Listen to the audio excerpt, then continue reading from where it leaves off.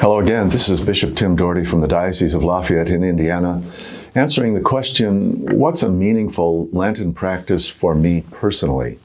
So I've had a few thoughts about this, and of course any of my Lenten practices should relate to Christ and somehow that I'm a part of the mystical body of Christ, the church on earth, and I have a responsibility to hold up my integrity, my part of that membership.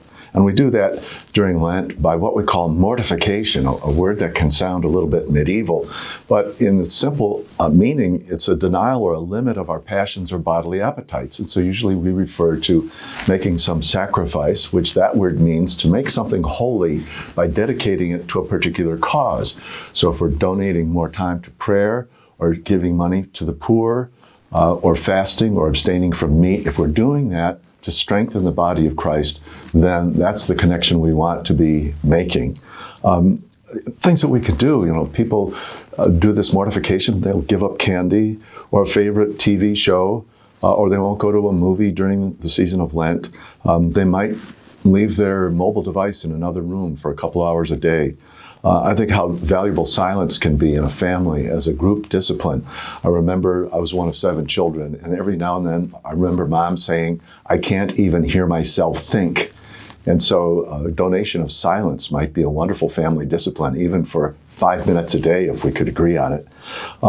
When I get to something that's memorable for me, in terms of fasting and abstinence from meat, it's that Friday abstinence from meat that's always been kind of a puzzle. But if we look at it as a giving up something, as a suffering or a sacrifice, we lose half of its meaning. So let me give you a little picture of the other half of why we abstain from meat. It's to reaffirm our communion in the Catholic Church, to be aware of all of the other people who with us are sharing that discipline. My simple example is a few years ago I was getting off a plane in Indianapolis and I was trying to come home. It was about 7:30 at night. I had not eaten in 12 hours. I was starving. So I got in my car and I went down to the little village of Canby, and I know there's a fast food restaurant right there. You've probably been there. Anyway, so on a Friday night in Lent, I walk into this restaurant. I'm the 4th person in line waiting to give my order, and every single person ahead of me ordered a fish sandwich.